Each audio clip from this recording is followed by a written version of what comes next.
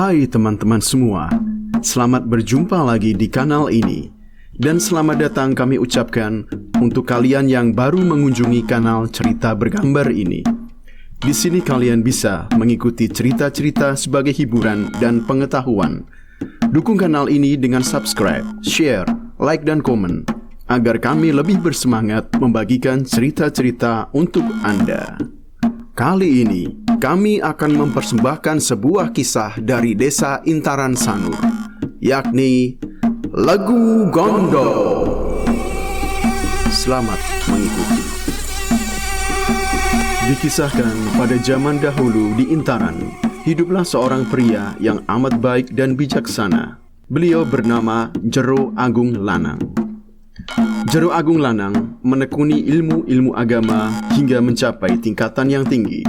Suatu hari, Jero Agung Lanang mengutarakan maksud kepada istrinya. "Adik, sudah lama Kanda mempelajari ilmu agama. Lontar-lontar suci dan keempat weda sudah Kanda cermati dan menjadi satu di dalam diri. Astungkare, sekarang Kanda berniat ingin mendikse menjadi pendeta. Bila Yang Widi berkenan, Kanda akan melakukan padikse pada hari purnama keempat yang merupakan hari baik." Jero Agung istri mengikuti cita-cita suaminya itu. Ia lantas meminta bantuan para warga untuk mempersiapkan iatnya padiksan.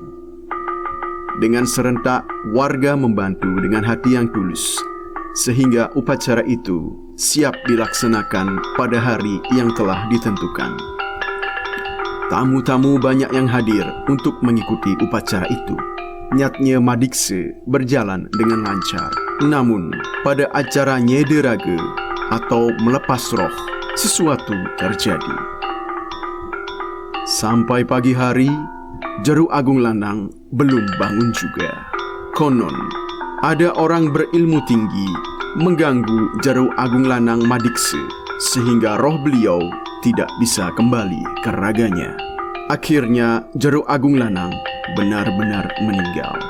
Amat sedihlah Jero Agung istri dan warga Intaran. Upacara nyatnya Palebon segera diadakan. Sekali lagi, berkat kerja keras dan kekompakan warga, upacara yatnya Palebon dapat dilaksanakan dengan sebaik-baiknya. Beberapa hari berselang, Jero Agung istri masih dilanda duka yang mendalam. Ia banyak menghabiskan waktu seorang diri di geria. Sementara itu, di luar geria, ada para warga yang mulai bergunjing tentang kematian Jero Agung Lanang. Desas-desus yang meruak, Jero Agung Lanang meninggal karena ilmu pengimbun yang dijalankan oleh istrinya sendiri, Jero Agung istri. Ada pula yang mengatakan kesedihan yang dialami Jero Agung istri adalah kepura-puraan untuk menutupi upaya menggagalkan nyederaga suaminya sendiri. Seperti api yang semula kecil, kian menyebar hingga menjadi besar dan mengalahkan kebenaran. Warga Intaran pun mengucilkan dan menjauhkan diri dari Jero Agung istri. Tak ada yang menegur atau menyapanya seperti biasa, apalagi mengobrol. Jero Agung istri sadar betul akan perubahan sikap warga padanya beberapa hari sejak kepergian suaminya. Ia bingung, bertanya-tanya dalam hati dan ingin mencari tahu sebabnya. Maka bertanyalah Jero Agung istri kepada Bendese Intaran. Apakah sebabnya semua warga desa menjauh dan menghindari dirinya, serta tak ada satu orang pun berani menyapanya? Bendese Intaran pun menjawab, "Jero Agung istri, biar saya menjelaskan supaya Jero tahu. Warga mengatakan Jero telah membunuh Jero Agung Lanang pada saat beliau nyederaga. Warga mengatakan Jero menggunakan aji wegek untuk melaksanakan hal itu."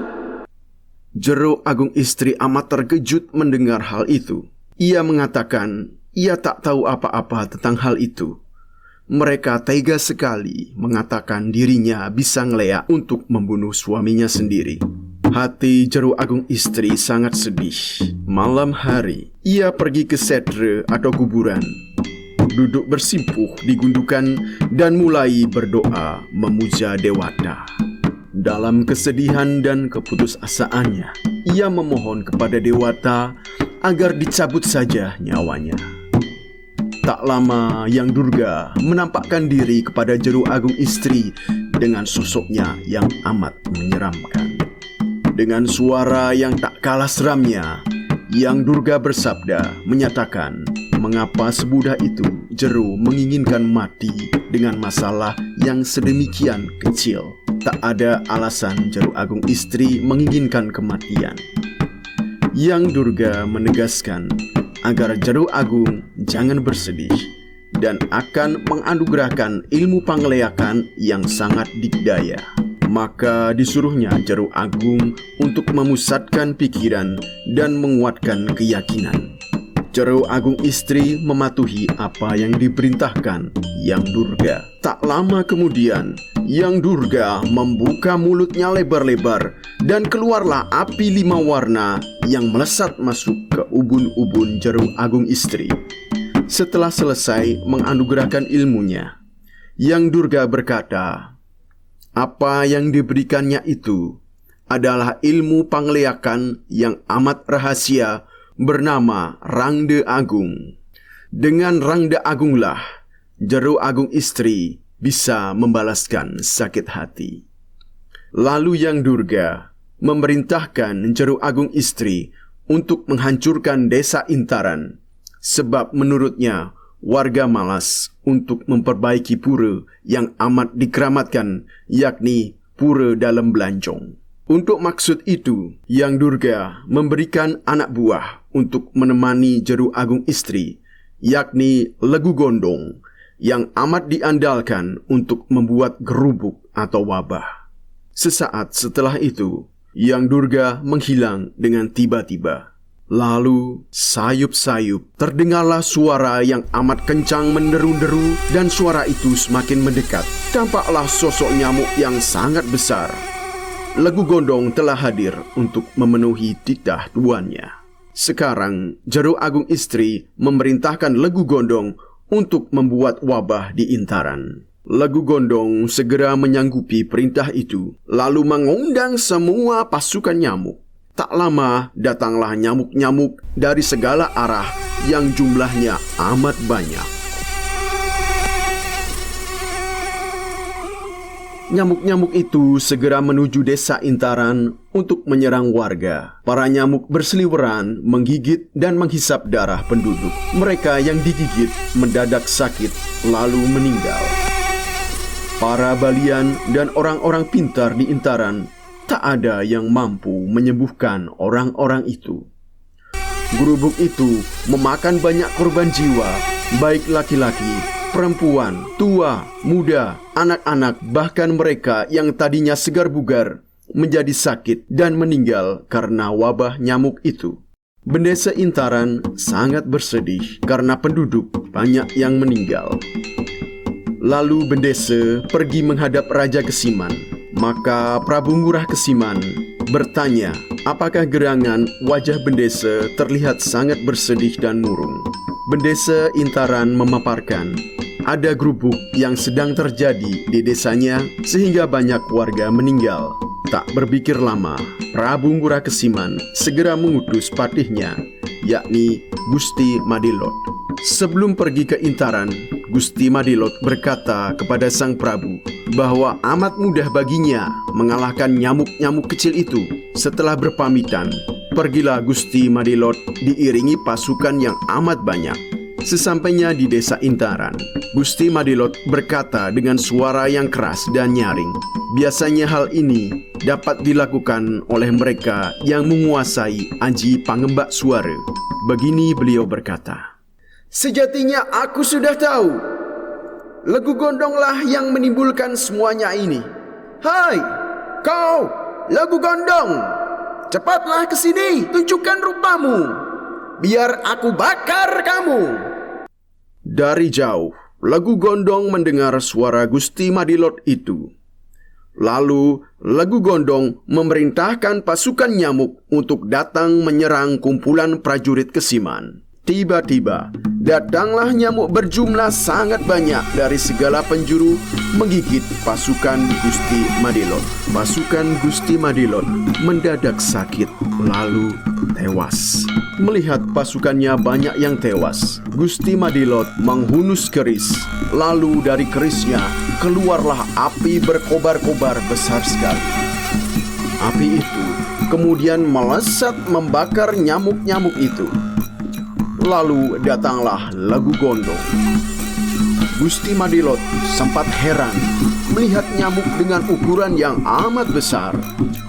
Lalu Legu Gondong menantang Gusti Madilot untuk menghadapi kesaktiannya. Belum sempat Gusti Madilot memasang ancang-ancang, nyamuk raksasa itu telah menyambar tubuh patih andalan Prabu Gusti Ngurah Kesiman itu. Gusti Madilot pun tewas oleh sambaran Legu Gondong yang dahsyat. Kabar tewasnya Gusti Madilot sampai ke telinga I Gusti Ngurah Kesiman. Amat marahlah beliau, lalu segera pergi ke desa Intaran. Sesampainya raja di Intaran, tiba-tiba muncullah Legu Gondong menyambar sang raja sehingga beliau hampir celaka. Maka Gusti Ngurah Kesiman segera mengambil posisi dan mengucapkan mantra Bayu Bajra. Segera muncullah angin yang maha dahsyat menghantam dan melemparkan Legu Gondong. Kalahlah Legu Gondong. Tak lama kemudian muncullah sosok Rangde yang amat menakutkan. Rangde berteriak dengan suara keras dan mengerikan menantang Raja Kesiman. Dengan penuh keyakinan dan keberanian, Gusti Ngurah Kesiman berkata, "Dengar, Rangde jahat. Sekarang juga nyawamu akan saya cabut." Lalu Gusti Ngurah Kesiman mencabut keris Bima Rampak dan menyerang Rangde. Sampai akhirnya suara jeritan sang Rangde memekik bersamaan dengan tertancapnya keris di dada Rangde. Lalu berubahlah wujud Rangde kembali ke asalnya, yakni Jero Agung Istri. Dengan sisa tenaganya, Jero Agung Istri bersimpuh di hadapan raja meminta ampun dan mengutarakan alasan mengapa ia sengaja membuat gerubuk ini. Gusti Ngurah Kesiman langsung memahami duduk perkaranya, lalu memberikan wejangan kepada rakyat agar jangan ada lagi yang memfitnah dan secara sembarangan mengucilkan warga. Demikianlah teman-teman semua, cerita yang dapat kami persembahkan kepada Anda. Semoga kalian mendapatkan sesuatu dan terhibur dengan cerita ini. Terus dukung kanal ini dengan subscribe, like, komen, dan share agar kami semakin bersemangat membagikan cerita-cerita untuk Anda. Terima kasih banyak sudah menonton. Sampai jumpa pada kisah berikutnya.